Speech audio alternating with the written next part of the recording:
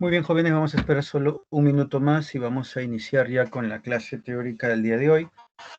El tema es patología del esófago. Bueno, mientras se van terminando de conectar, el esófago pues es parte del aparato sistema digestivo y tiene algunas peculiaridades, tanto anatómicas como histológicas, como fisiológicas, que le dan algunas características propias, muy propias. Por ejemplo, para el que va a ser cirujano, tiene que tener en cuenta que el esófago no tiene serosa. ¿Ya? Y eso es un problema, porque cuando se quiere hacer una anastomosis, hacer un injerto, no hay cómo, puesto que en la serosa están los vasos sanguíneos. Ese es un problema para el que va a ser cirujano, por ejemplo, ¿no? Luego, desde el punto de vista histológico, por ejemplo, el esófago es uno de los pocos órganos que tiene dentro de su conformación, por ejemplo, en ratos tiene músculo liso, en ratos tiene músculo estriado y por ratos tiene una mezcla de ambos músculos. Ustedes dirán, bueno, ¿y eso qué, no? Bueno, eso le da alguna peculiaridad a este órgano. Sí, vamos a ver, ya estamos. A ver, vamos a ver. ¿Cuántos tendríamos que ser, Lisette? Somos en este momento 33 incluyéndome. Sí, bueno, la cantidad de alumnos es 96 alumnos, entonces Wow. la idea es que se llegue al 50%, por lo menos, ¿no? 48 alumnos. Pero ya se están Ya. conectando. Si usted desea, doctor, puede ir empezando para no atrasarse, porque igual la clase queda grabada. Ah, ya, correcto. Entonces iniciamos porque es una clase bastante larga. Bueno, aunque ni tanto, he tratado de compilar algunas cosas, ir a la sustancia, como se dice. Ya, entonces vamos a iniciar, a ver. ¿Ya estamos? Sí, vamos a iniciar. Ya está. A ver, lo primero que vamos a mencionar es un repaso, como les decía yo, anatómico, histológico y quizás hasta fisiológico. Bueno, el esófago es un tubo muscular hueco. Ojo, cuando dice hueco, no es que sea pues como un tubo rígido de agua, ¿no? Es un tubo muscular pero que tiene una luz virtual. Muy distensible, esa es una característica del esófago, que se extiende desde la faringe hasta la unión gastroesofágica. Habitualmente, como dice ahí, es una cavidad virtual, es decir, que sus paredes se encuentran unidas, o sea, no es que está como un tubo rígido, no. Y solamente se abren cuando pasa pues el bolo alimenticio. Respecto a su longitud, hay varias cosas que hay que tener en cuenta. Obviamente esto varía en el recién nacido, en el adulto. También hay algunas tablas que indican que puede variar entre un hombre y una mujer, entre un anciano, en fin, y hay varios factores que pueden, digamos, modificar o alterar estos valores, ¿no? Por eso es que no es un valor rígido, pero más o menos se considera que en el recién nacido tiene una longitud de 10 a 11 centímetros y en el adulto una longitud de 23 a 25 centímetros.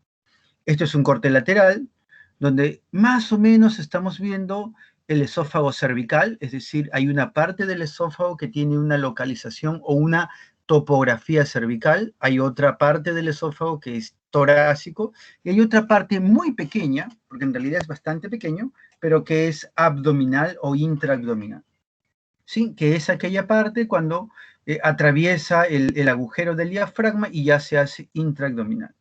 Ahora, el esófago les decía yo que tiene algunas peculiaridades. Una de esas peculiaridades, por ejemplo, es que tiene algunos estrechamientos.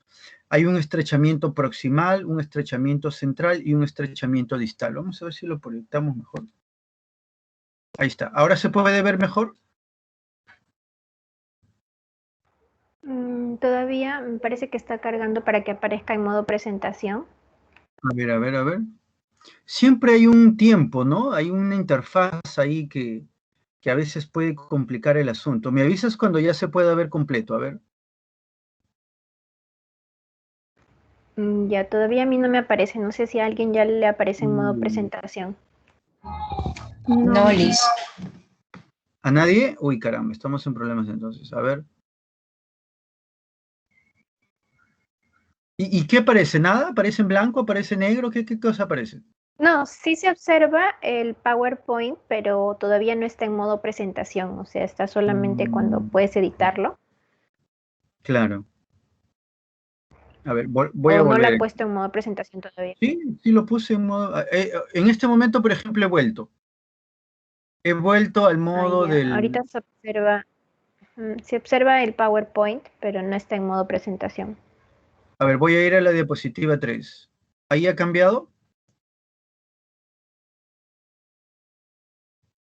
No, sigue en la diapositiva 2. A mí no me Ok, aparece las Sí, se ha diapositivas, o cambiado. sea, solamente aparece la diapositiva 2. ¿Ha cambiado? Sí, está en la 3. Sí. Ya, ahora sí, está en la ya 3. cambió.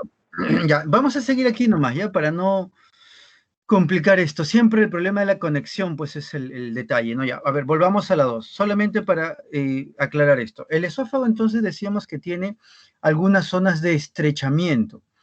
¿Y son estrechamientos del propio órgano o son estrechamientos de estructuras externas?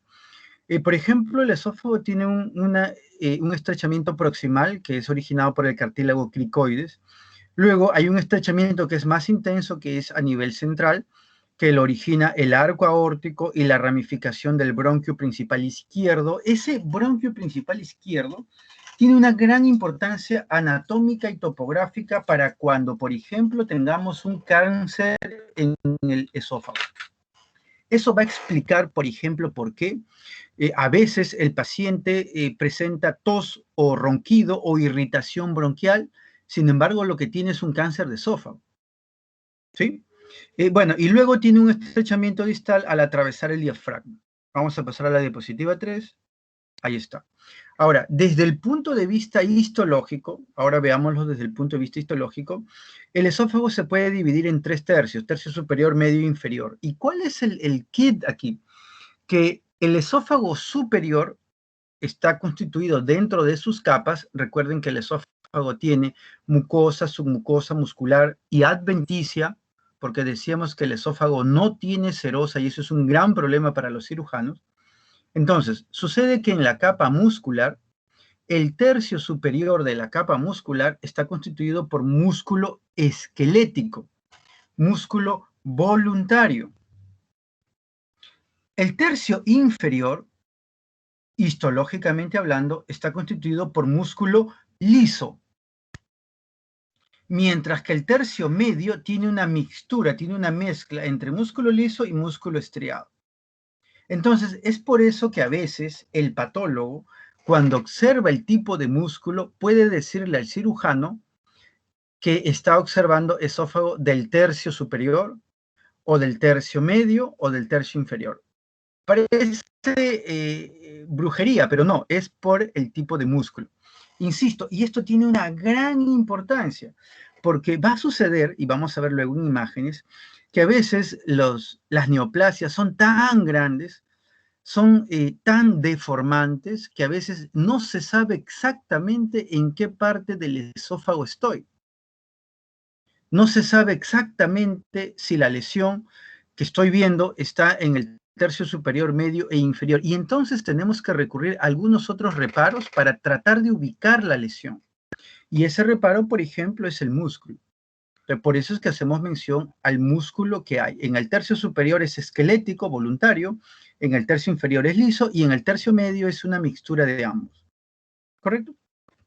¿Qué hay con respecto al epitelio?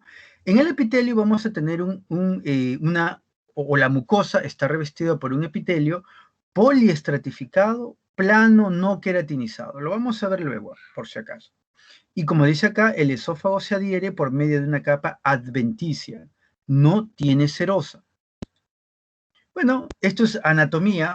El esófago tiene dos esfínter, el esfínter esofágico superior o también llamado proximal, que es a nivel del músculo cricofaringeo, y el esfínter esofágico inferior, que está más o menos a 2 o 4 centímetros proximal a la unión gastroesofágica.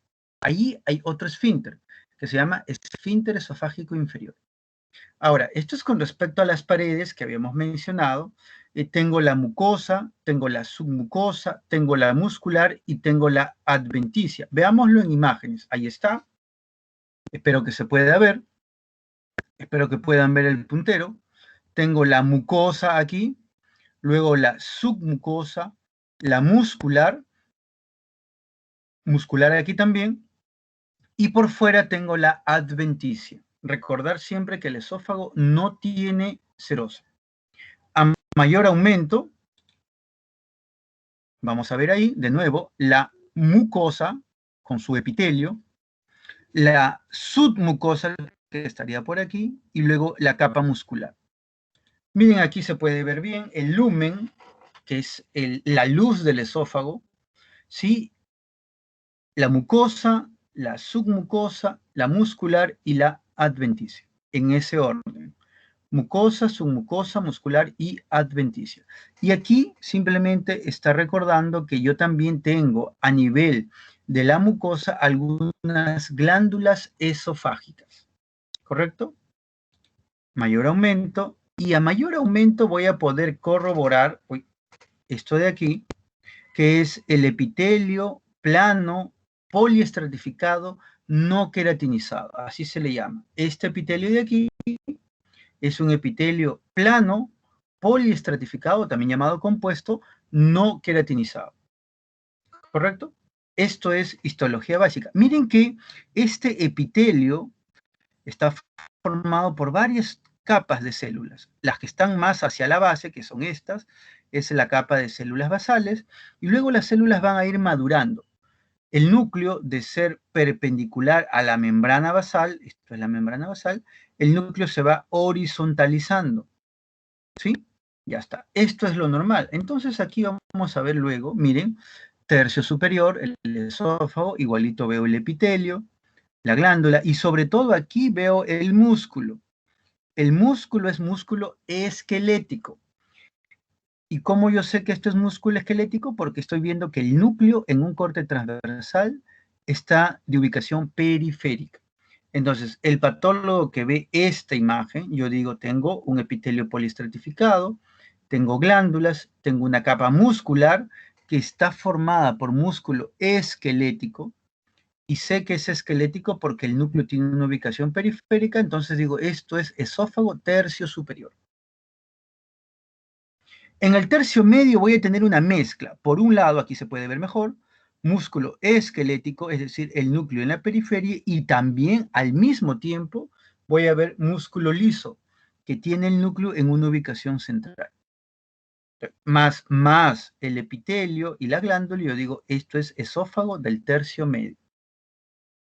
¿Qué hay en el esófago en el tercio inferior? En el tercio inferior, el músculo es solamente músculo liso. ¿Correcto? Ya está. Ahora, hay otra región, tanto anatómica como histológica, que es muy importante que recordemos, que se llama la unión esófago-gástrica. Es decir, aquí, donde está el puntero, ¿pueden ver el puntero, por favor? Sí. Ya, correcto. Entonces, aquí donde está el puntero, estamos viendo el epitelio del esófago, que es escamoso poliestratificado. Pero llega un punto aquí, donde el epitelio cambia abruptamente a un epitelio cilíndrico y simple. Esta zona se llama la unión esófago-gástrica. Pero miren, y hay que tener en cuenta lo importante de esta zona, que este epitelio que está aquí, que es gástrico, es cilíndrico simple, mucosecretor. Hay que recordar cómo es el epitelio del estómago. Es un epitelio cilíndrico simple, mucosecretor. ¿Por qué? Porque va a haber una entidad, por ejemplo, que se llama el esófago de Barrett, donde lo que va a ocurrir es que aquí, a nivel del esófago distal, aquí va a haber una metaplasia. Es decir, va a haber un cambio de epitelio de escamoso por cilíndrico simple, pero con células caliciformes. Porque, por ejemplo, aquí en esta imagen, yo digo, esto no es Barrett. ¿Por qué? Porque este epitelio es cilíndrico simple mucosecretor. Para que esto sea un Barrett o un Barrett, como quieran pronunciarlo, tiene que tener células caliciformes. Lo vamos a ver luego en imágenes. ¿Ah? A ver, continuemos. Entonces, decíamos que el esófago, por ahí alguien tiene su micrófono encendido, si lo puede apagar, por favor. Tengo que el esófago tiene dos esfínteres, el esfínter superior, el esfínter inferior. Bueno, las funciones es la de dirigir los alimentos y líquidos desde la faringe hacia el estómago. Y no solamente, y aquí está la flecha, miren, esto ustedes lo han visto en fisiología, pero no solo, o sea, lo que quiero que entiendan es que el esófago no es simplemente un tubo, pues, ¿no? Un tobogán donde uno se resbala y nada más. No, además evita el reflujo del contenido gástrico. ¿Ya está? Eso también ustedes ya lo han visto. Entonces, dicho todo eso, empecemos a ver algunas patologías. Entonces, como ya les había mencionado en algún momento, cada vez que estudiemos un órgano o un aparato o sistema, las patologías se van a agrupar por categorías. Por ejemplo, van a haber patologías congénitas o hereditarias, van a haber patologías inflamatorias, van a haber patologías vasculares, van a haber patologías neoplásicas, van a haber patologías infecciosas. Entonces, vamos a empezar viendo este primer grupo de patologías o malformaciones congénitas.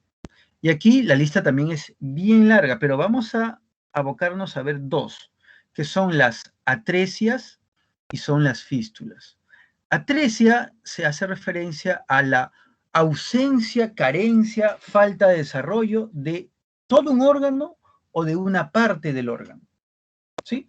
Entonces, por ejemplo, en esta imagen, en la letra B, veríamos que aquí hay una atresia esofágica. Viene el esófago por aquí y luego se interrumpe.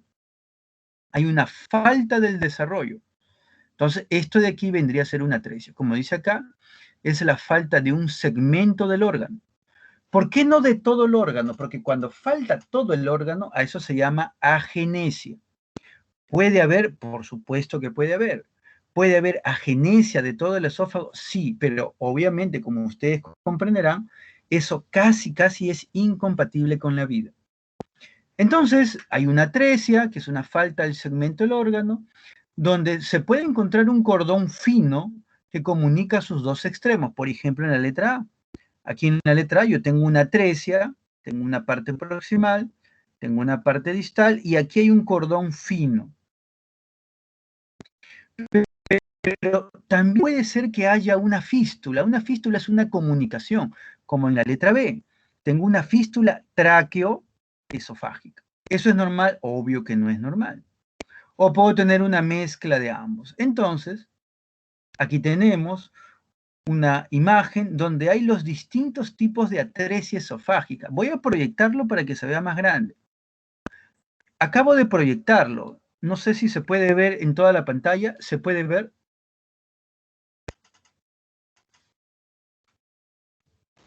Sigue igual. Yo no lo observo, no sé si los demás lo observan. Yo lo estoy viendo solamente en modo en el Sí, parece PowerPoint. que no, parece que a la hora de proyectarlo no se puede. Bueno, entonces volvamos. A ver qué pasó. Ya. La intención era hacerlo más grande. A ver, voy a tratar de, en tiempo real, aumentar el tamaño. Ya está. A ver, bueno, Doctor, mencionando. Sí. esto es un tema que usualmente pasa. No sé si de repente podría dejar de proyectar las diapositivas y volverlas a proyectar y ahí sí se va a poder poner en presentación. Ya, conclusión, cierro todo y lo vuelvo a abrir. Sí, doctor. A ver, vamos a ver ya. A ver, voy a cerrarlo. No guardar los cambios. Voy a cargarlo nuevamente. A ver, ay, chispa, espérate, que eso está en el escritorio. A ver, espérame un momento, ¿no? A ver. A ver, espérame un ratito.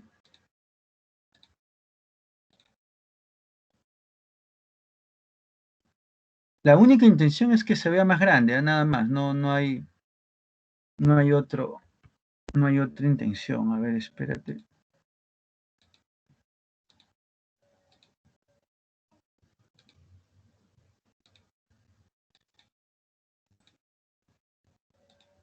A ver, ¿ahora sí? Sí, doctor. Sí, ahora Ya sí está. se observa Ya en modo está. presentación. Oh, ya está. Ojalá que... Ya, miren. Entonces, como les decía, la única intención era un poco para que puedan verlo a pantalla completa y con mayor claridad, ¿no? Por ejemplo, aquí hablan de la atresia esofágica. Esta es obviamente casi incompatible con la vida. El bebito, cuando empiece a deglutir la leche, la va a vomitar, ¿no? Entonces, aquí, esto de aquí representa más o menos el 5 al 7%. Aquí hay otras variantes de atresias. Por ejemplo, esta es una atresia más fístula proximal. Esto es menos del 1%. Esta es la más común. La atresia esofágica con una fístula distal. Esto representa más o menos el 85%. Y luego acá tengo otra, que es una atresia esofágica con una fístula proximal y distal. Esto es más complejo, también es menos del 1%. Y esta es otra, que es una fístula traqueoesofágica, que representa más o menos el 5%.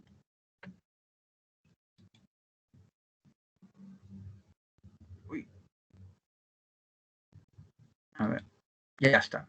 Aquí hay una imagen, igual, esta es una vista posterior de una fístula traqueoesofágica. Esta es la vista anterior, la que está en el lado derecho, y esta es la vista posterior, la que está en el lado izquierdo. No sé si pueden ver, por aquí, esto de aquí vendría a ser la tráquea. Recuerden que la tráquea está por delante, luego viene por detrás el esófago, y aquí no se ve muy bien, pero aquí estaría la fístula. Ese es digamos, dentro de las lesiones congénitas. Sin embargo, el esófago también tiene una función motora, una función motriz.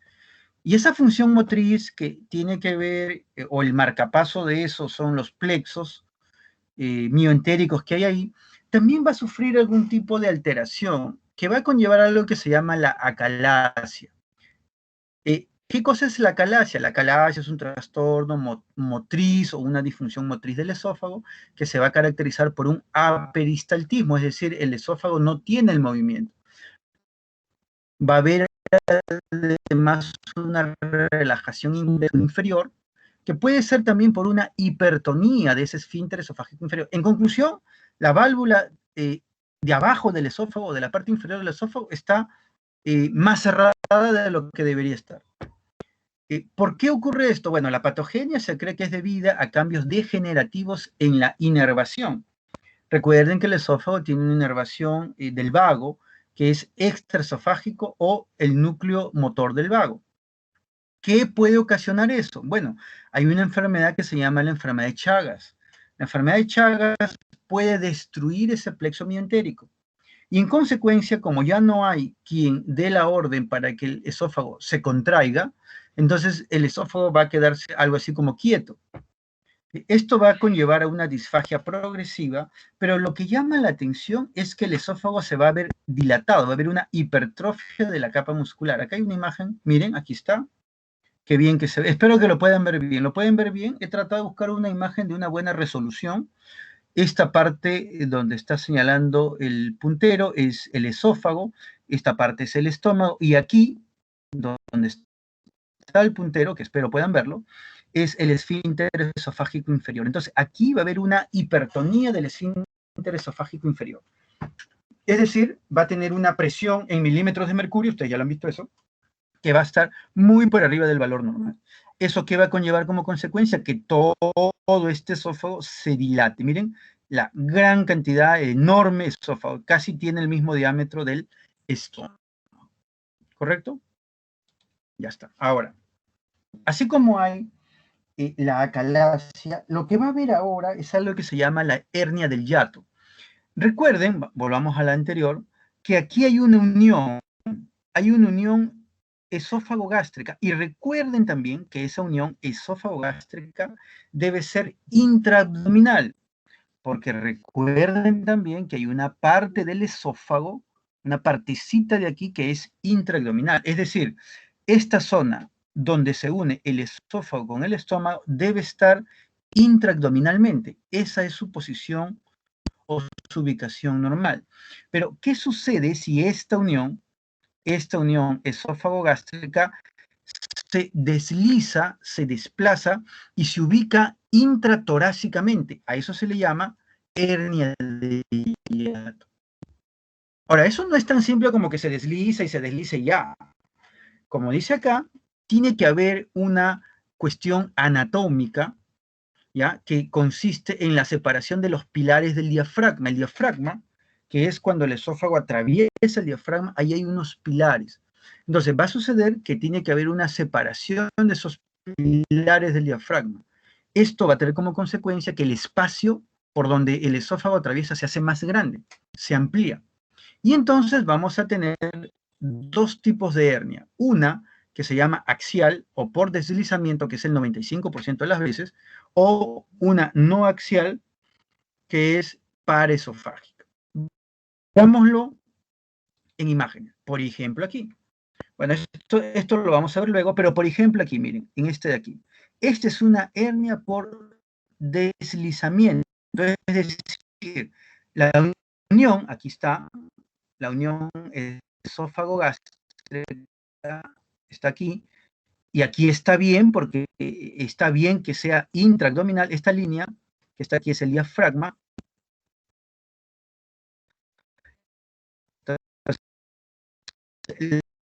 La unión esófago-gástrica está en una ubicación íntima. Pero aquí tengo otra donde la unión esófago-gástrica, digamos que está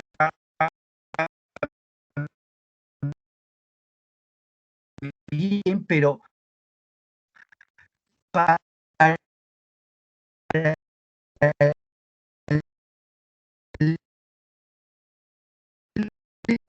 la mente o por Doctor, disculpe, ¿me escucha?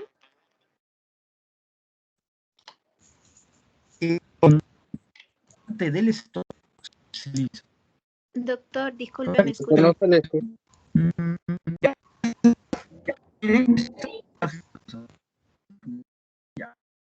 Doctor, se le escucha Esta zona de entrecortado. aquí, esta de la zona de la unión, cargar la presentación. A ver, voy a dejar de compartir. Sí, parece que hay un poco de interferencia o la conexión de repente A ver. se escucha un poco entrecortado. A ver. Voy a volver a cargar la presentación. En este momento, ¿sí me están escuchando bien? Sí, ahorita sí, pero hace un momento no se le escuchaba bien porque se escuchaba A ver. entrecortado. Ya, vamos a ver qué ha pasado. A ver, justo aquí estoy leyendo si han enviado mensajes. A ver, nuevamente vamos a cargar otra vez. No hay problema, es parte del... Es el tema de la conectividad y siempre vamos a tener ese problema. A ver, he vuelto a compartir. Espero que puedan ver a pantalla completa y espero que ahora sí me estén escuchando bien. ¿Me escuchan bien ahora? Sí, ahora sí se escucha bien. Ya está, a ver. Vamos a ver. ¿Desde dónde no me escuchan bien? No me digan desde el inicio, no sean malos. No, desde esta diapositiva de hernia del hiato, desde ahí comenzó a haber un poco de interferencia, se escuchaba entrecortado. Interferencia. Ya, entonces vamos a repetir desde esta diapositiva, ¿correcto? Sí. Ya, vamos a repetir.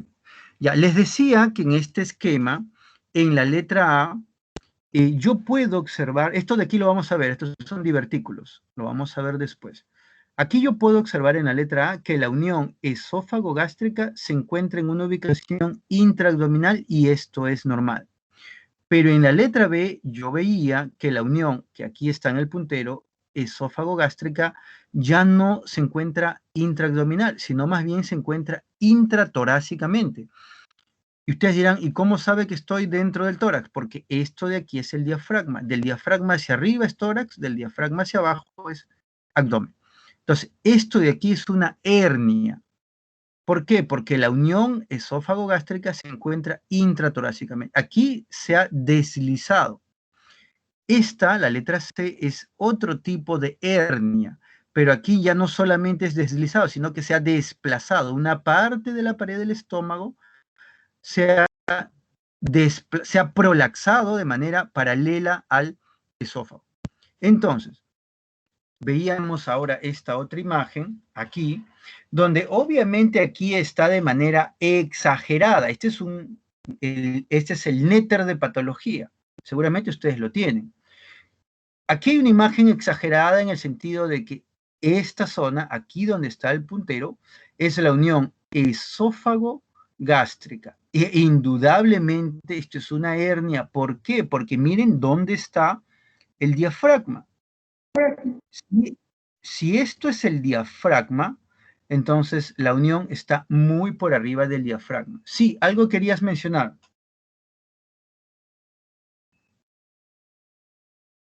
Doctor, disculpe, no veo que cambió de diapositiva o sigue en la misma diapositiva.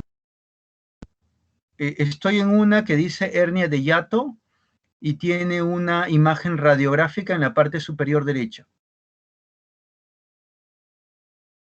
Ya. No sé si solamente me pasará a mí, pero solamente veo la diapositiva anterior donde estaban los dos tipos de hernia.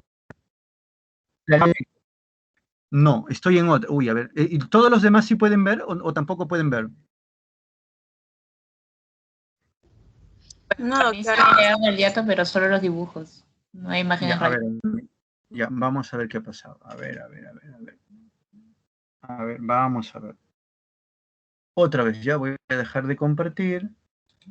Y nuevamente voy a cargar. A ver, vamos a ver.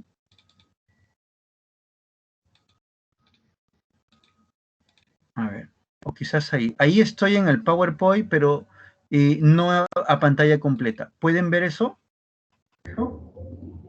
Sí, sí, doctor. Y si Ya, lo a ver. aumenta de tamaño en la parte inferior por donde está la copita de presentar, al costadito, le puede aumentar también de tamaño. Ahí le he aumentado. No sé si se podrá ver más grande.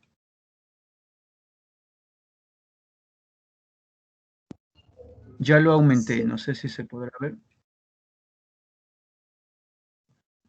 Bueno, espero que por lo menos estén en una laptop o en una computadora, en una tablet. Si están en el celular, sí, no creo que puedan ver muy bien, ¿no? A ver, ya. Aquí les decía que en esta imagen, que es un esquema, porque este es el néter de patología, es una imagen exagerada, obviamente, porque esto es el esófago, esto es el estómago, esto que está aquí es la unión esófago-gástrica y está muy por arriba de esta estructura, que es el diafragma. Igual en esta otra imagen, que está aquí en el lado derecho, que espero puedan verlo, también esto es el esófago, esto es el estómago, y si esto es el diafragma, obviamente esto también es una hernia. ¿Correcto? A ver, voy a ir a la otra diapositiva que habla de divertículos. ¿Pueden ver esa diapositiva?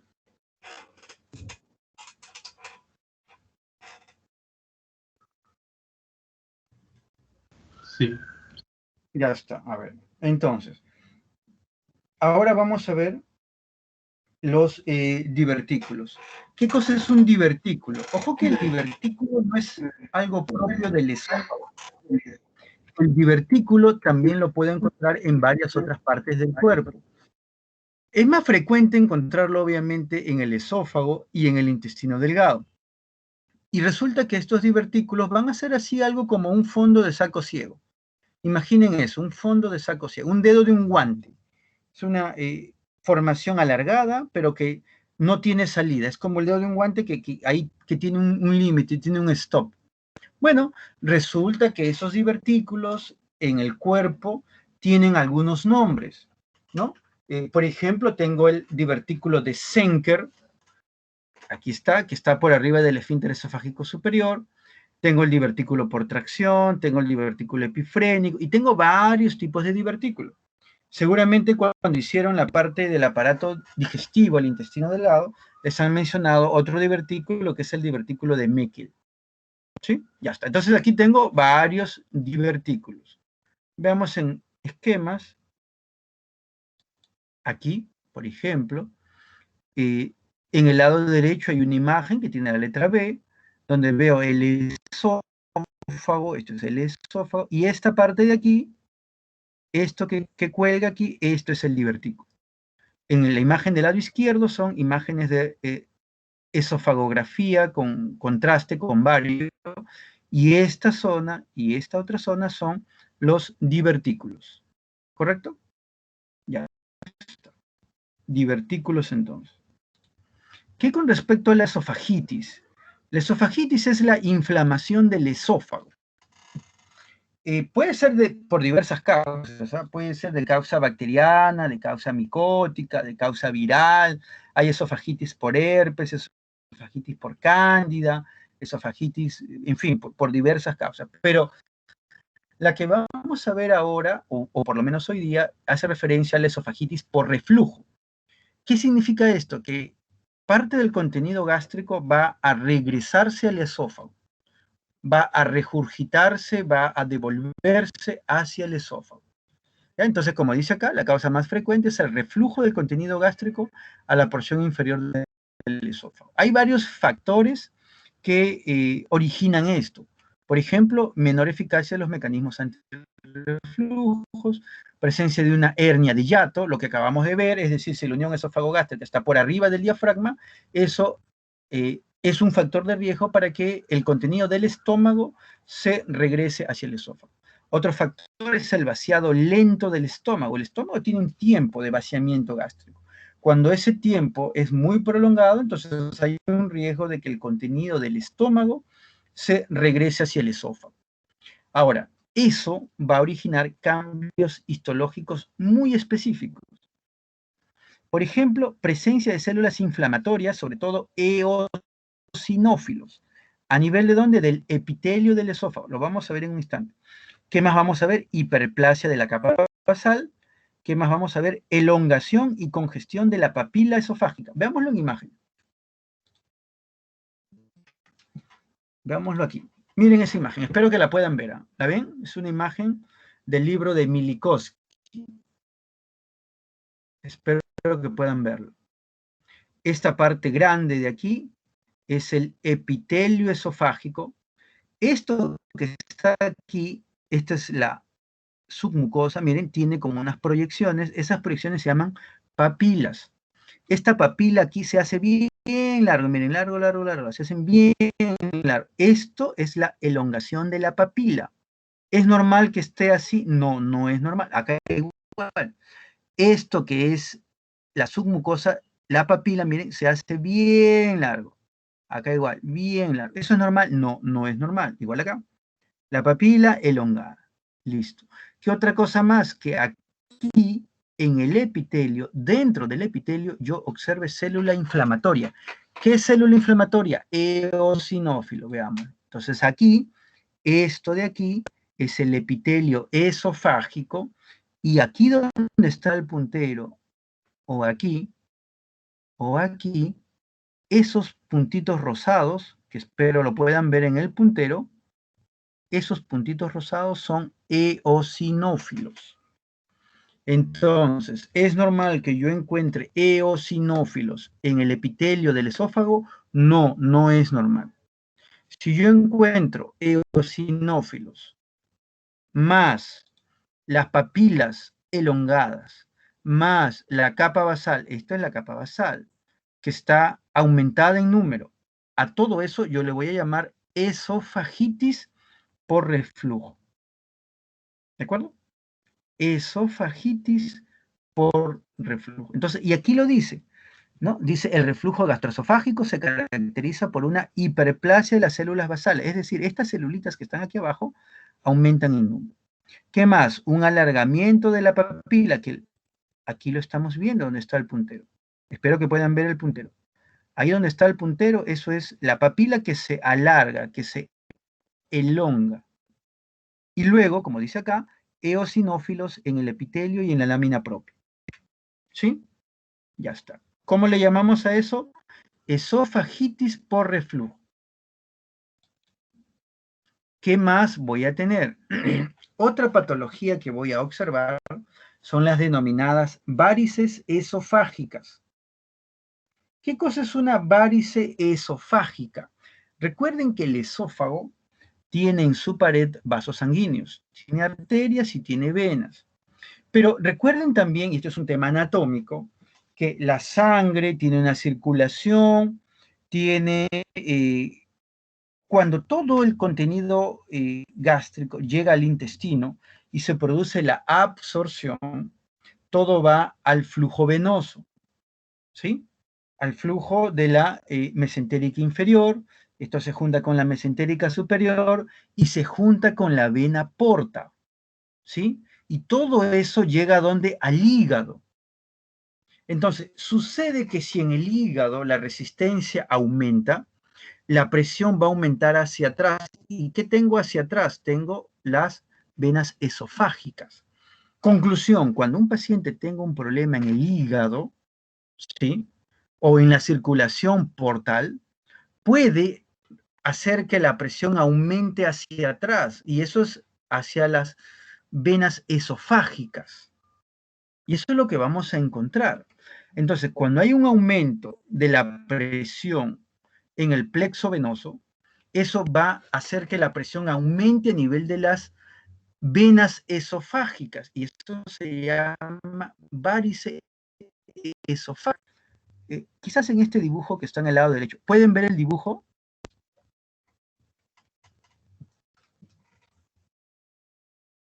Sí.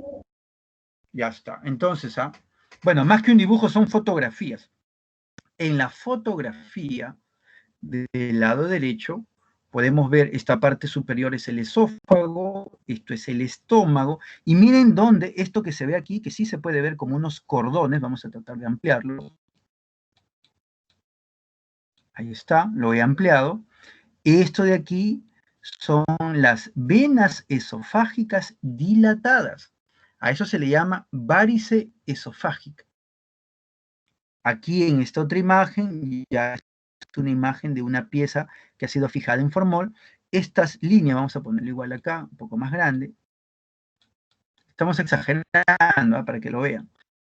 Esta parte superior es el esófago, esta parte inferior es el estómago, y estas líneas onduladas oscuras son las venas esofágicas que están dilatadas, y eso se llama varice esofágica. ¿Correcto? Eso, ¿cómo se ve al microscopio?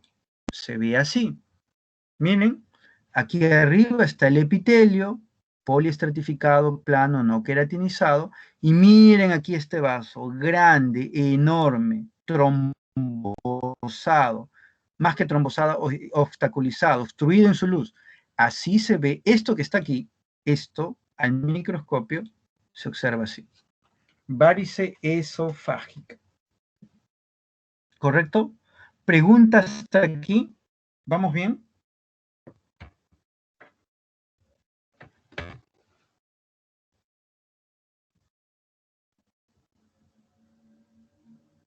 ¿Alguna pregunta? ¿Vamos bien? ¿Están entendiendo o no? Sí. Sí, ya, espero. A ver, Doctor, continuemos. y dígame, Sí, te escucho. ¿y las varices también puede alcanzar al estómago o solo va a alcanzar ahí al esófago?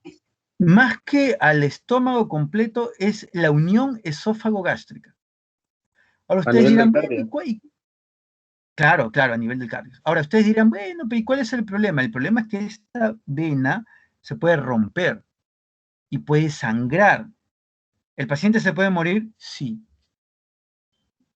Sí se puede morir, sí.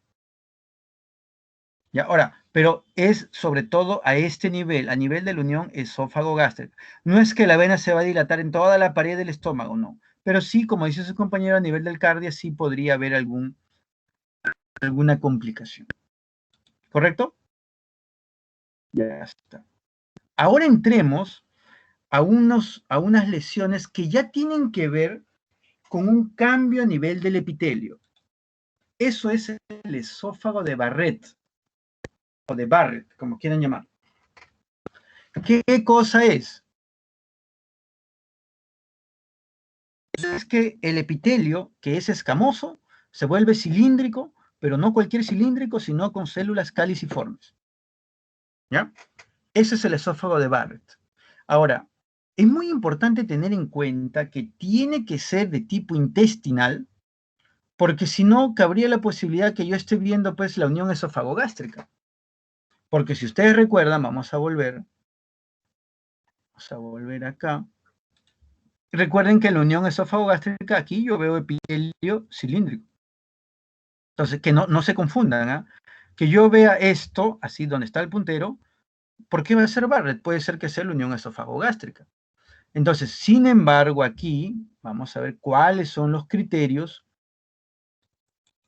para hablar de Barrett. A ver, entonces este es un epitelio metaplásico cilíndrico que sustituye el epitelio pavimentoso normal. Los factores, hay muchos factores asociados. Se considera que hasta un 10%, nos dicen 11%, puede tener como antecedente el reflujo gastroesofágico. Es decir, un paciente que tiene un reflujo gastroesofágico, que le va a dar una esofagitis por reflujo, que acabamos de ver que tiene eosinófilos, que tiene la papila alargada. Puede ser que ahí ocurra este cambio, que es de esófago de Barrett. Y que esto lo que va a ocasionar es un proceso inflamatorio. Y cuando hay un proceso inflamatorio, se van a liberar mediadores de la inflamación, las interleuquinas, el interferón, en fin, que lo que va a hacer es que las células madre pluripotenciales cambien. Y en vez de madurar hacia células escamosas, va a madurar hacia un epitelio cilíndrico. ¿Sí? Vamos a ver que el Barrett tiene varias características, tanto macroscópicas como microscópicas. Macroscópicamente es una mucosa rojiza. Normalmente el esófago es de un color pálido y el estómago es rosado. Entonces, cuando yo encuentro una mezcla de esos colores, probablemente hay un Barrett. Y microscópicamente tiene que ser epitelio cilíndrico con células caliciformes. Veámoslo en imagen. Miren aquí. Vamos a moverlo un poco acá. Miren ahí. Qué bien que ha salido. Esta parte de abajo es el estómago. Esta parte de arriba es el esófago. ¿Ven esta parte ahí donde está el puntero? Esa zona medio asalmonada. Algunos le llaman rojizo, le llaman parduzco. ¿Esto es normal? No, no es normal. ¿Qué cosa puede ser? Barrett. Pero esto es macroscópicamente. Yo tengo que corroborarlo microscópicamente. Entonces aquí tengo otra imagen, miren. Este es el epitelio normal. Esto es el Barrett. Es un epitelio, pero con células caliciformes. Veamos otra imagen. Aquí está. Entonces, ¿qué ocurre? Que yo tengo mi epitelio escamoso, que está aquí, y en un epitelio cilíndrico simple, pero con goblet cells o células caliciformes. Ese es el criterio, que tengo que tener células caliciformes, si no, no es Barrett. Aquí tengo otra imagen. Miren acá. Esto es el esófago normal y esto es Barrett. Alguien dirá, ah, no, pues qué malo. Pero a ver, vamos a hacerlo más grande ya. ¿Cómo sabe que es Barrett? ¿Y por qué no es la unión esófago-gástrica? Ah, mira, no es la unión esófago-gástrica porque aquí hay células caliciformes. ¿No se ve? Veámoslo más grande. Veámoslo aquí. Aquí donde está el puntero, en esta zona, tengo las células caliciformes. Creo que hay otra imagen. Aquí. Esta que está aquí es una célula caliciforme. Aquí, vamos a hacerlo más grande ya. Esto que está aquí es célula caliciforme. ¿Es normal que yo encuentre eso en el estómago? No, no es normal. ¿Correcto? Ya está. Miren, ¿ah? Entonces, célula caliciforme, epitelio cilíndrico más célula caliciforme en la unión o en la parte distal del esófago, eso es Barrett. Alguien dirá, bueno, pues, pero qué pena, ¿no? Qué pena por el esófago. O sea, ya pues tiene su Barrett y qué, ¿no? ¿Cuál es el problema del Barrett? El problema del Barrett es que puede originar allí en el Barrett esta zona que es de atipia. Puede haber una displasia. O sea, lo bueno sería que se transforme en cilíndrico con células caliciformes y nada más, ¿no? Bueno, qué pena por el paciente, le va a arder, va a tener reflujo, bueno, y nada más. El problema es que cuando un paciente tiene Barrett, hay un riesgo que luego haga una zona de displasia. O sea, que no solamente se haga cilíndrico, miren, sino ya se hace estratificado. ¿Correcto? Ese es el problema del Barrett, ese es el riesgo del Barrett. Entonces, actualmente, la última clasificación de la OMS considera la clasificación de Viena o la clasificación de Reid para mencionar si hay displasia o no en el Barrett. O sea, actualmente no basta con que el patólogo diga Barrett, sino que además tiene que decir Barrett y tiene que describirle al gastroenterólogo si es que hay o no hay displasia. Y ese es un problema porque a veces es un poco subjetivo. Para evitar eso, se han creado categorías. Hay 5 categorías para informar el Barrett. El Barrett se informa como, según Viena, negativo para displasia, cuando no hay displasia, por ejemplo aquí. ¿Y por qué no hay displasia aquí? Ah, porque es un epitelio cilíndrico simple nomás, pues miren. ¿Ven? Es un epitelio cilíndrico simple con caliciforme. Eso es normal. Ahí yo le voy a llamar Barrett con clasificación de Viena negativo para displasia. Pero puede haber otra zona aquí donde la pregunta, oye, pero ¿hay displasia o no hay displasia? Y a veces no es muy claro. Cuando no es muy claro, aunque suene absurdo, se informa indefinido para displasia. Ustedes dirán, ay no, pues qué vivo.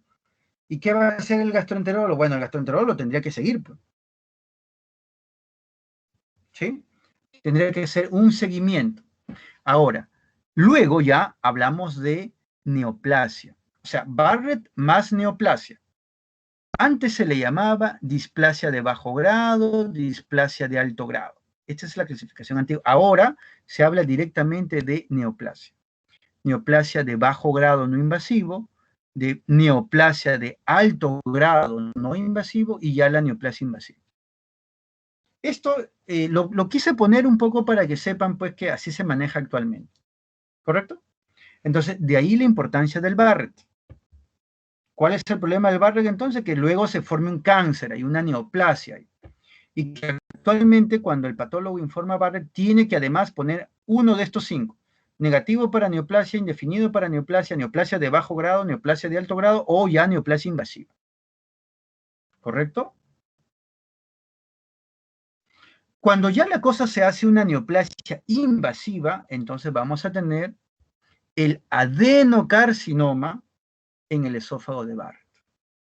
O sea, si esto se hace displásico, se hace atípico y se vuelve cáncer, ¿qué tipo de cáncer se va a volver? Adenocarcinoma.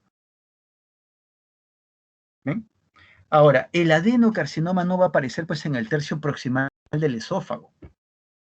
¿El Barrett dónde ocurre? En la parte final del esófago, porque está en la unión ahí. ¿Me entienden?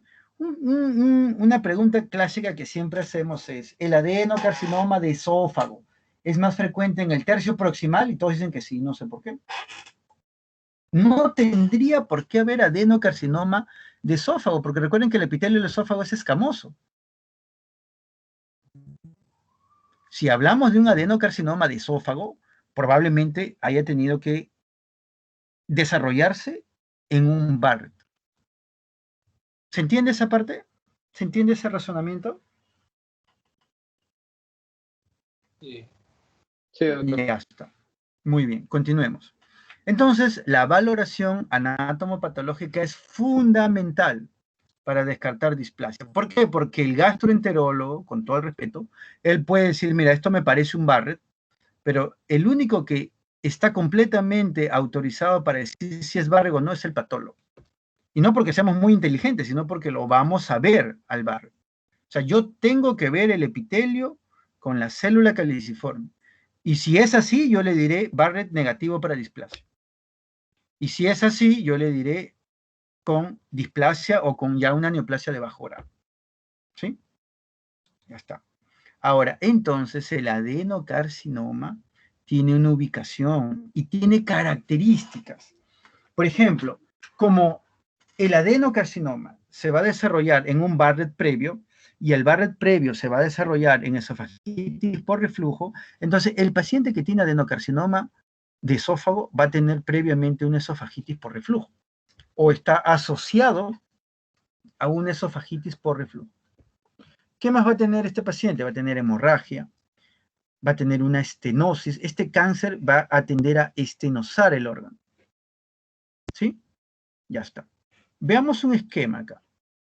Miren este esquema, bastante simpático. Simpático para nosotros, ¿no? Pobre paciente. Este es el tumor, esta es la lesión. Miren dónde está, jóvenes. Está en el tercio inferior. No, insisto, no se les vaya a ocurrir pensar que el adenocarcinoma de esófago es tercio proximal. No hay. Está aquí, es estenosante. Miren, es extenso, es estenosante. Aquí está. ¿Sí? Adenocarcinoma en esófago de Barrett. Aquí está, miren, ¿ve? Tremenda lesión. Una tremenda lesión que estenosa todo. Aquí está la tipia, el pleomorfismo y todo eso. ¿Estamos de acuerdo? Ya está. Ahora, sin embargo, el Barrett como Barrett es una lesión premaligna todavía. El Barrett solito. Que puede conllevar al adeno, sí, pero el Barrett solo es una lesión premaligna. Entonces, yo no sé si ustedes han tenido el seminario de tumores de esófago, en fin. Siempre nosotros le preguntamos cuántos tumores hay en el esófago. Algunos dicen 2, otros dicen 3, otros dicen 4, otros dicen 5. Siempre que hablen de tumores de esófago o tumores de algún órgano, tienen que ir a la literatura autorizada, que es la OMS. Y el libro que resume los tumores es este, le llamamos el libro azul, obviamente por el color, o el Blue Book, o el WHO. WHO en inglés, que es WHO, que es Organización Mundial de la Salud. Entonces, hay todos los tumores del cuerpo están clasificados en los libros azules. El problema de los libros azules es que van cambiando. Este es la portada de la 5ª edición, que es del año 2019. La última edición fue en el año 2019, ¿correcto? Y según la última edición, los tumores del esófago son estos. Espero que se pueda ver. Voy a tratar de agrandar. ¿Cuántos son? Un montón. Hay los benignos, que están aquí en el lado izquierdo, que espero puedan verlo. Aquí está el papiloma de células escamosas, la papilomatosis escamosa y, en fin, todas sus variantes. Y aquí están los tumores malignos. El adenocarcinoma, el carcinoma de células escamosas y hay otros más. ¿Correcto? Ya está. Yo les recomiendo que tengan acceso a ese librito. Es bastante simpático, bastante interesante. Y ahí van a poder ver todos los tumores del esófago. La literatura que yo he sacado es justamente de este libro. Entonces, ahí hacen mención a tumores benignos. Uno de los tumores benignos es el leiomioma. Así como hay leiomioma en el útero, también puede haber leiomioma en el músculo liso, en el esófago. A ver, pregunta. ¿Qué tan frecuente creen que sea el leiomioma en el esófago proximal? Imposible. 0%. Solo eso de las risas. No, Muy bien, miren, por ahí alguien dijo imposible porque el tercio proximal que tiene músculo esquelético no tendría por qué tener un... ¿Ven cómo si funciona la parte anatómica? Ahí está, pues. Aunque no es imposible, ya, pues ese es otro tema, ya lo veremos otro día. Pero efectivamente, pues si yo veo un leiomioma, el leiomioma va a tener que ser en el tercio medio o en el tercio inferior del esófago, ¿correcto? Y la razón es obvio, porque si un leiomioma es de músculo liso, bueno, lo más probable es que sea pues el tercio medio o el tercio inferior. Ya está. Y hay otros tumores, ¿ah? Fibromas, lipomas, creo que acá había una imagen, aquí está. Miren qué bonito, bonito para nosotros, ¿no? Pobre paciente. Algo que tener en cuenta la mucosa está normal, pues, ¿no? Porque no es un problema de mucosa. Ven, miren, aquí, este es el leiomioma del esófago. Este es un esófago, tercio distal, aquí está la parte distal, y aquí está esta pelotita. Esta pelotita es el leiomioma de esófago. ¿Sí?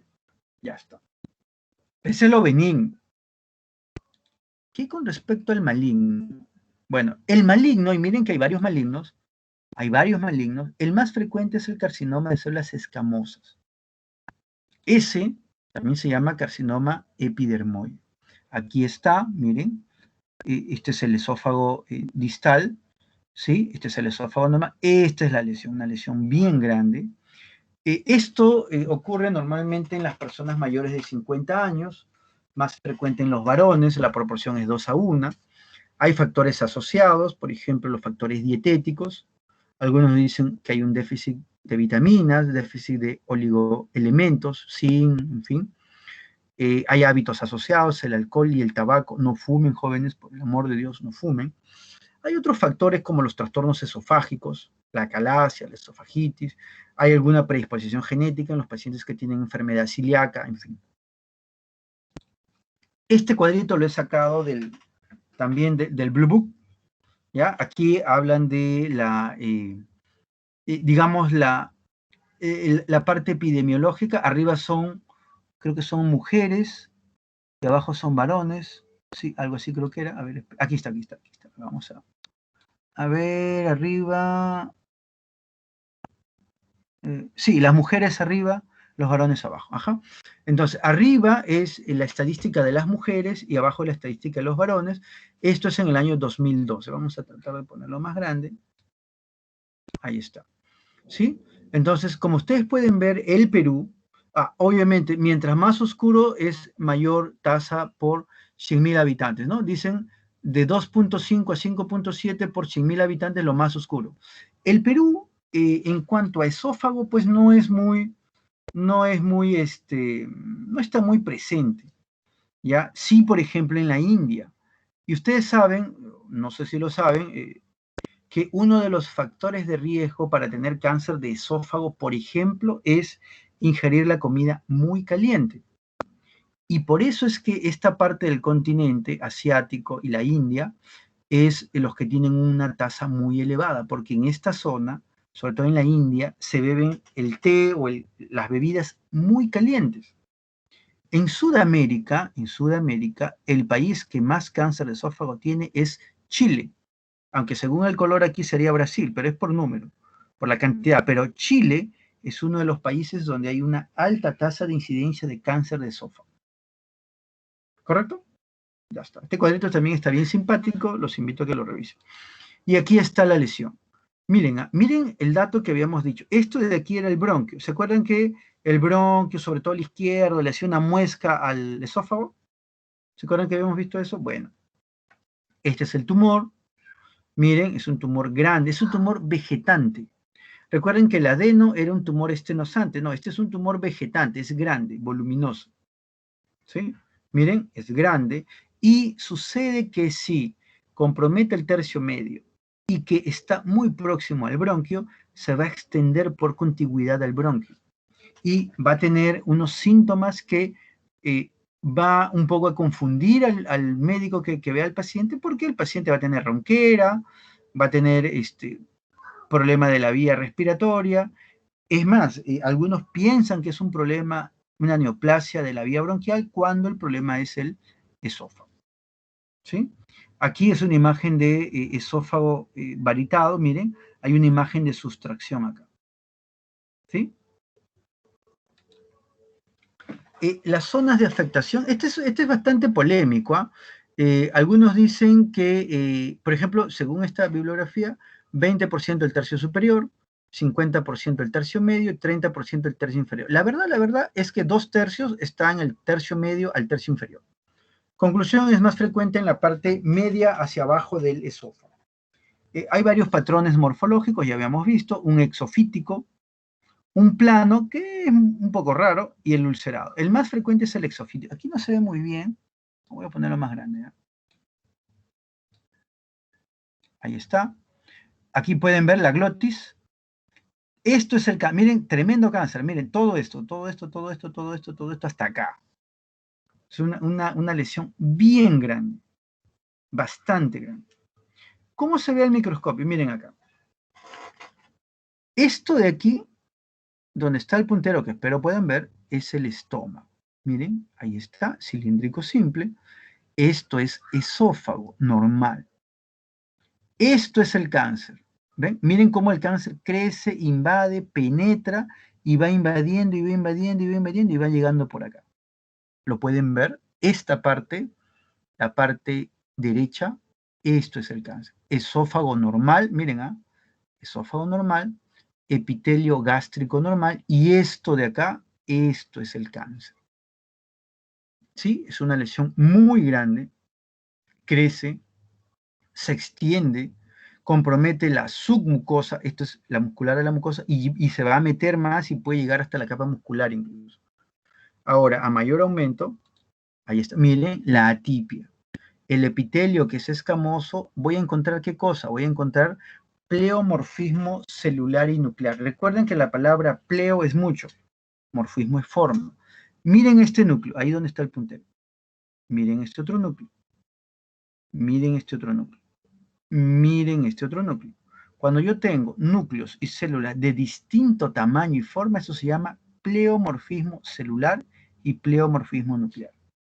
¿Qué otra cosa estoy viendo? Que hay algunos núcleos como este, o como este, o como este, que son muy oscuros. Eso se llama hipercromasia nuclear. Además, estoy viendo que algunos núcleos como este, o como este otro, tiene un puntito dentro. Ese es el nucleolo prominente. ¿Es normal que tenga eso? No, no es normal. Y finalmente esto que parece una Y, aquí, eso es una mitosis atípica. Todos estos son criterios para hablar de una neoplasia maligna. ¿Cómo se llama esa neoplasia maligna? Carcinoma epidermoide de esófago. Bueno, finalmente decir que también esta lesión puede dar metástasis y la metástasis va a variar dependiendo de qué tercio esofágico es el que esté comprometido, porque cuando es el tercio superior donde asienta la lesión, hay una gran posibilidad que los ganglios que vayan a verse comprometidos es los ganglios cervicales. ¿Y por qué los ganglios? Porque recuerden que los carcinomas, las neoplasias epiteliales, dan metástasis por vía linfática hacia los ganglios, ¿sí? Entonces, cuando el tumor está en el tercio superior del esófago, hay una alta probabilidad que los ganglios cervicales estén comprometidos. Cuando es el tercio medio del esófago el que está comprometido, vamos a tener metástasis a los ganglios mediastínicos paratraqueales. Habíamos visto que el bronquio está ahí nomás, está cerquita. Y cuando es el tercio inferior el que está comprometido, bueno, vamos a tener que lo que se va a ver comprometido son las cadenas gástricas y celíacas.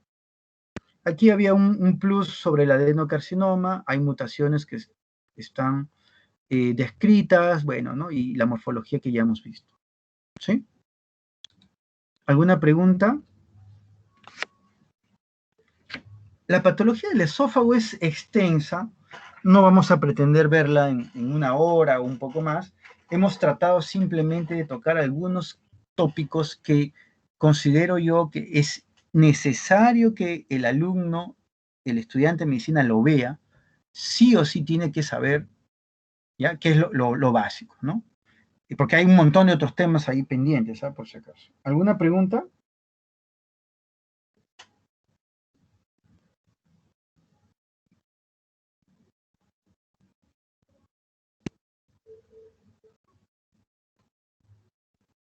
No me digan que no han escuchado nada o que no han entendido nada, no se pasa, ¿no?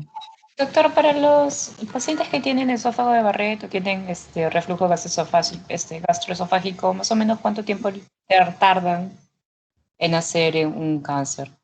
Es variable, mira, es variable. Es variable, ¿por qué? Porque acuérdate que uno de los factores asociados, y no le he puesto acá, pero sí lo tengo, hay un montón de factores de riesgo para hablar de cáncer de esófago. Hay un montón de factores. Entonces va a depender de cuántos factores de riesgo tenga el paciente. ¿Sí? A ver, si me permiten, voy a copiar el libro.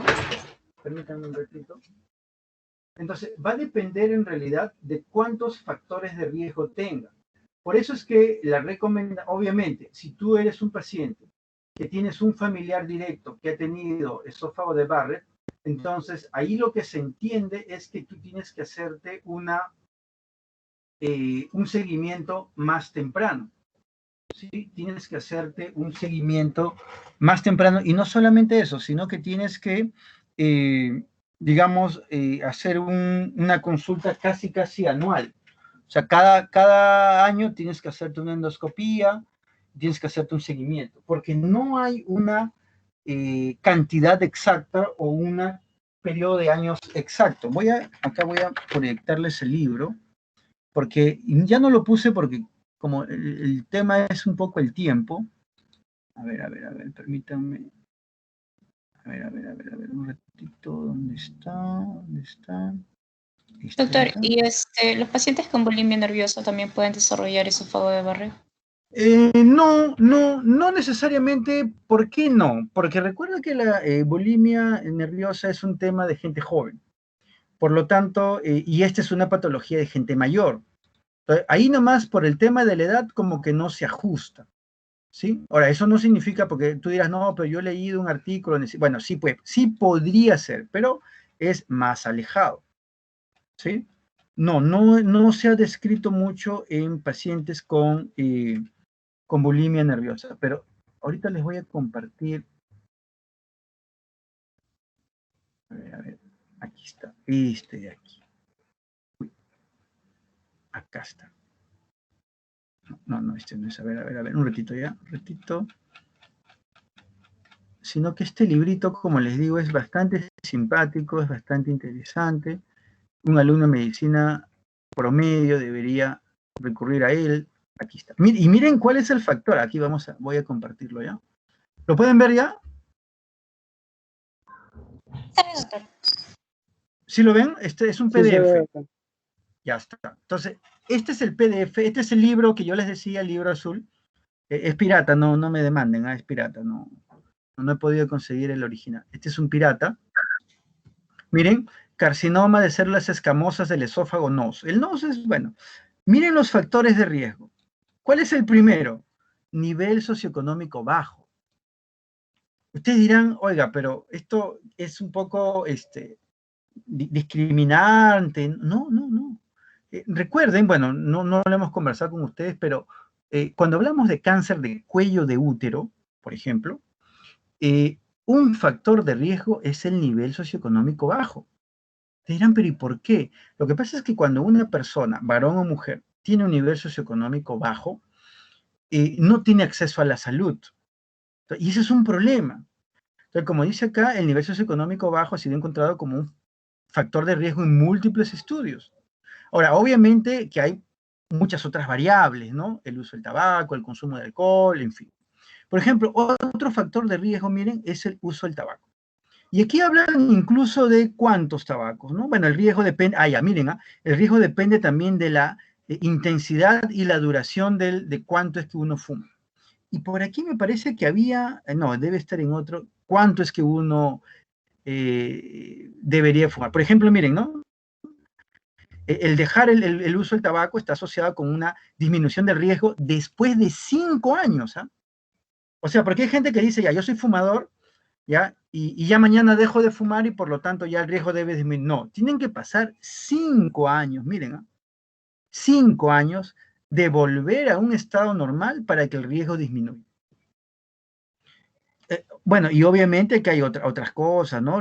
Miren, los hidrocarbonos policíclicos aromáticos, las nitrosamidas, el consumo de alcohol, miren.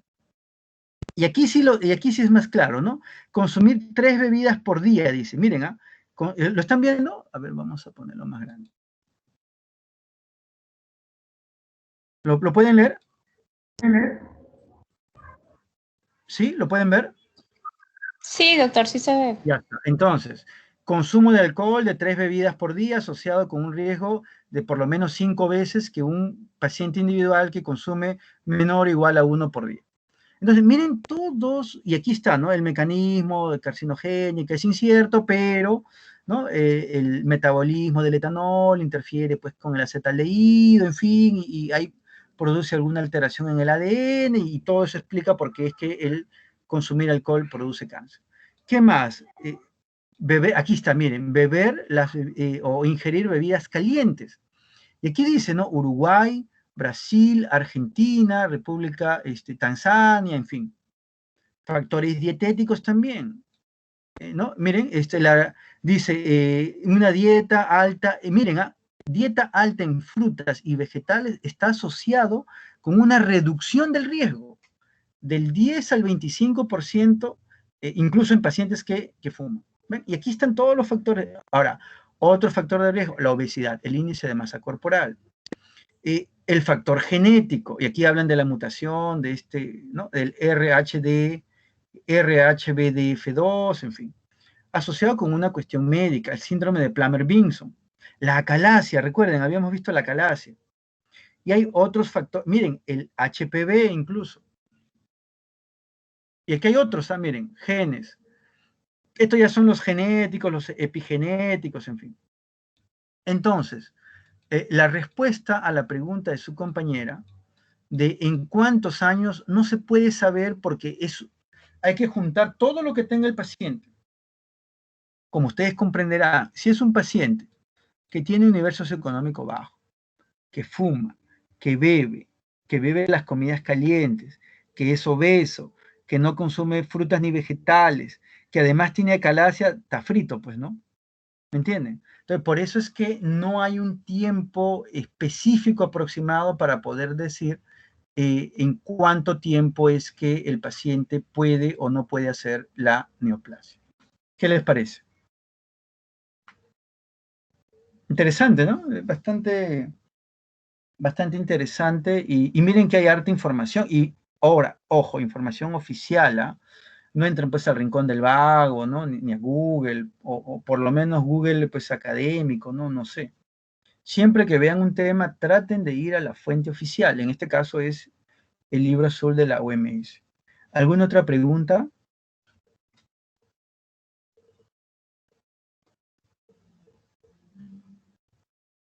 Doctor, aparte de la circulación portal, ¿qué otras causas podría tener las varices esofágicas? ¿Por qué otra cosa podría ser? Mira, por ejemplo, que hay un síndrome que se llama, algo así como el síndrome de Klippel-Trenaunau, así se llama, no me lo estoy inventando. Klippel-Trenaunau, en la cual el paciente tiene una dilatación anormal de los vasos sanguíneos. Bueno, que el paciente tenga eso también, pues piña, pues, ¿no? También podría conllevar. Ahora, hay otros factores, por ejemplo, hay algo que se llama el síndrome de Mallory-Weiss, que es cuando el esófago se desgarra. Y ahí sí está asociado con los bebedores crónicos, porque el bebedor crónico vomita crónicamente, y ahí sí tiene que ver lo que mencionaron hace un instante con la bulimia y todo eso, porque en esos pacientes que se provocan el vómito, el esófago se ve sometido a fuerzas de tensión y podría desgarrarse el esófago. Eso se llama síndrome de Mallory-Weiss. ¿Alguna otra pregunta? Doctor, ¿y ese síndrome también podría ser, digamos, en caso de una persona que, o sea, digamos, de repente no ser por un tratamiento que ha sido sometido y por una semana ha estado, digamos, constantemente vomitando, también se podría? No, porque tiene que tener más tiempo. El bulímico no es una semana, el alcohólico crónico no es alcohólico crónico una semana. Por ejemplo, ahí hay una muy buena pregunta, la de su compañera. Por ejemplo, ¿qué hay con la mujer gestante? Hay algunas gestantes que no les asienta bien, pues, ¿no? La gestación y tienen muchas náuseas. No, definitivamente no va a llegar a un Mallory Weiss. O, como dice su compañera, es un paciente X que está hospitalizado, que tiene un cuadro, se me ocurre, nauseoso, de muchos vómitos, que dura una semana. No va a llegar a ese extremo. Para llegar a ese extremo tiene que haber ocurrido mayor tiempo. ¿Sí? ¿Sí? Ah, ya, doctor, muchas gracias. Y Muy bien, aunque ¿alguna? a pesar de ese, doctor, y aunque sea, o sea, a pesar de ese episodio de repente, ¿no? De la semana de vómitos que ha tenido, luego, digamos, como que le ha quedado o siente esos reflujos o acidez, ¿no? Que le vienen de repente después, ¿no? De ese De cuadro ese de periodo. vómitos. Sí, eso sí puede ocurrir. Ahora, ojo, porque alguien dirá, entonces yo me voy a pegar la bomba de mi vida y no me va a pasar nada. No, sí se ha descrito que cuando el vómito es muy intenso, sí, o sea, ustedes dirán, total, no pues, o sea, miren, el esófago, entiéndanlo, es como una media, ahí está, como una media, ¿no? Si ustedes a la media le dan un buen tirón, la pueden rasgar, no romper, porque el esófago no se rompe, se puede rasgar, sí. O sea, a lo que yo voy es que el Mallory Weiss, pues, es más frecuente en periodos crónicos, pero sí también, porque ahorita seguramente ustedes googlean y dicen, no, mira, Mallory Weiss en episodio único. Bueno, sí, pues, también es posible que ocurra. Pero su compañera lo que mencionaba era de aquel paciente que había tenido ese cuadro esa semana y que luego, producto de esa semana, que solo duró una semana, podría tener una esofagitis por reflujo, sí. Eso sí es posible, sí. Sí, sí, sí. Ahora, ¿qué otra cosa produce esto? El estrés, pues. El estrés. Ahora, ¿qué produce reflujo, por ejemplo? A ver, hablando solo del reflujo. El reflujo puede deberse a todo lo que hemos dicho, pero también hay otras causas. El reflujo puede ser porque el esfínter esofágico inferior se relaja. ¿Qué hace que el esfínter esofágico inferior se relaje? Por ejemplo, el ingerir algunas comidas, chocolate. Todos nosotros hemos sido niñitos, hemos sido glotones, nos hemos ido a un matiné, hemos comido chocolates como descocidos y no sintieron luego en la noche como una especie de reflujo, lo que en algunas partes del país dicen vinagrera. ¿Qué es la vinagrera? Lo que pasa es que el chocolate relaja el esfínter esofágico inferior. ¿Qué otra cosa relaja el esfínter esofágico inferior? El café. ¿Qué otra cosa? La menta. ¿Qué otra cosa? El alcohol. ¿Por qué creen que alguien cuando toma alcohol vomita? ¿Porque así quiso Dios? No. Es porque el alcohol relaja el esfínter esofágico inferior. Si le agregan alcohol, le agregan dulces, le agregan café, le agregan menta, ese esfínter esofágico inferior está, vamos a decirlo así, muy débil. El contenido se puede regresar. ¿Correcto? ¿Alguna otra pregunta?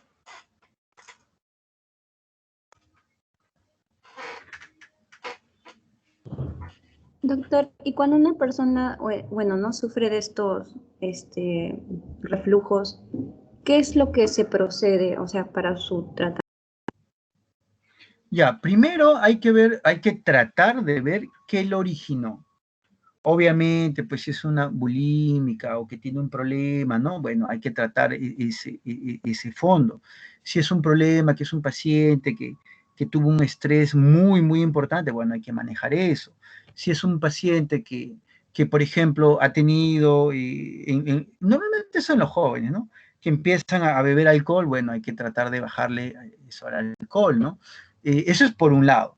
Pero por otro lado también hay medidas. Por ejemplo, una medida es que el paciente trate de dormir con almohadas. ¿Por qué? Porque si uno duerme de manera horizontal, el reflujo, digamos, va a ser mayor. Entonces, se pide que duerma con almohadas o incluso que duerma con... algunos recomiendan incluso ponerle unos tacos a la cama para que la cama esté inclinada. ¿Sí? Y eso es solo un tema mecánico, tratando de no favorecer el reflujo, pues, ¿no? Porque si, si ustedes se echan en este momento, ¿ya? Hay una posibilidad de que haya reflujo. Por eso, ¿qué les decía su mamá? Bueno, a mí mi mamá me decía, hijito, una vez que comas, no te vayas a dormir, ¿no? O no te eches con la barriga llena. Obviamente mi mamá no es médico, ¿no? No era médico, entonces no sabía, pues, esto del esfínter, ¿no? Simplemente a mí, y mi abuelita también me decía, hijito, no te eches con la barriga llena. ¿Por qué? Obviamente, porque si ustedes comen y el estómago está lleno y se echan, entonces por gravedad van a facilitar que haya el reflujo. Entonces, una de las primeras medidas que uno toma es eso, ¿no? Decirle al paciente, ¿sabe qué? No puede comer chocolate, menta, alcohol, café durante un tiempo. ¿Sí? No sé si eso responde a tu pregunta. Sí, doctor, y o sea, bueno, yo he escuchado que dicen que también, por ejemplo, a pacientes que sufren de gastritis es bueno que duerman recostados del lado izquierdo. Y también creo que sí, les dicen, ¿no? Que duerman, o sea, no echados, sino semi sentados. Ya, lo del dormir para el lado derecho o el lado izquierdo es por la forma del estómago. Recuerden que el estómago tiene una forma, una letra J, y que la curvatura mayor va hacia el lado izquierdo, ¿sí? Por lo tanto, si ustedes se duermen hacia el otro lado, vamos a decirlo así, que la comida se podría caer, por poner un ejemplo, ¿no? Y lo otro es que sí, pues, ahí básicamente lo que se trata de hacer es no favorecer el reflujo, ¿no? Entonces, por eso es que se le recomienda que duerma con almohadas o, como le digo, poner unos tacos en la pata de la cama para que la cama esté medio inclinada. Y es curioso, mi profesor decía, ¿no?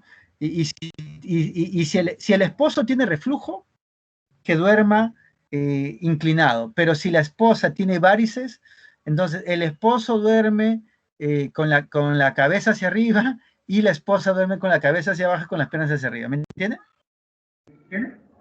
Ah, ya, sí. O sea, él decía, ¿no? Si ustedes tienen una pareja, ¿no? Que él tiene reflujo y la mujer tiene varices, bueno, pónganle la cama, eleven la cama y que el esposo duerma con la cabeza hacia arriba y los pies hacia abajo y la esposa que duerma al revés, con la cabeza hacia abajo y los pies hacia arriba. Obviamente porque en las varices facilita pues el retorno venoso, ¿no? Entonces, eso era en mi época, pues obviamente, ¿no? Ahora eso ya no se les vaya a ocurrir decirle eso a sus pacientes, ¿eh? Por si acaso. Muy bien, ¿alguna otra pregunta? Doctor. Sí. Doctor, en la literatura menciona también que algunos serotipos de Helicobacter pylori hacen, bueno, gracias a que estos van a hacer que disminuya la secreción de ácidos, por lo que van a eliminar algunas células, ¿no? Las células principales, las células parietales. La presencia de este Helicobacter pylori también va a hacer que disminuya el reflujo. Por ende, si se dice, ¿no?, que la literatura menciona que si disminuimos la tasa de incidencia de Helicobacter pylori, estamos aumentando a una mayor incidencia de adenocarcinoma de esófago, ¿no? Mira, eso es bastante polémico. Sí lo he leído, pero es polémico en la medida que, bajo esa lógica, entonces mejor que todos tengan Helicobacter para ya tener de esófago, pero lo que vas a tener es gastritis con el problema de que puedes tener un linfoma de estómago. Entonces, porque el Helicobacter es un factor de riesgo para un tipo de linfoma de estómago. Y así hay varias teorías. Por ejemplo, hay otra teoría que dice que el cáncer se debe a la cándida. La cándida es un hongo, ¿ya? Es sobre todo los italianos. Los italianos tienen una teoría donde ellos dicen que el origen del cáncer es la cándida. Y que si el cuerpo no tuviera cándida, no habría cáncer. Eso es bastante polémico también, ¿eh?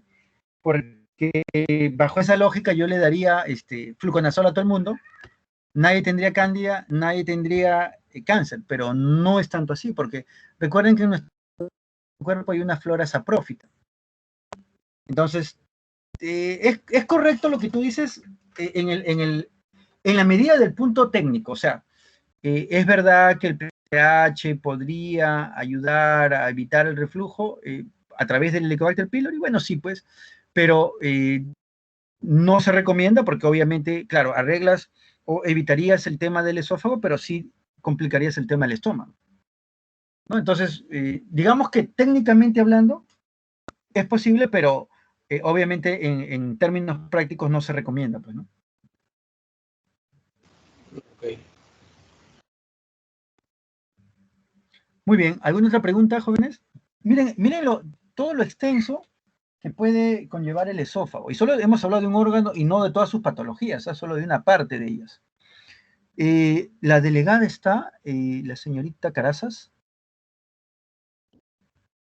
Doctor, lo que pasa es que ella ahorita creo que se encuentra en un examen. Oh, Y bueno, ya. ¿Hay un subdelegado o algo así? me encargó a mí para que la pueda apoyar, ¿no? En caso usted Ya, necesite. no hay problema, no hay problema. A ver, primero, creo que esta clase ustedes no la tienen, ¿no? El PPT. No está en el team, por lo Ya, que he aunque revisado. Entonces, no se pierden de mucho, ¿ah? ¿Quieren que las comparta la clase? sí, por favor, doctor, si lo puede Ya, subir directo. sí, ahorita mismo lo subo en el grupo de las teorías, en fin, ya, para que todos lo tengan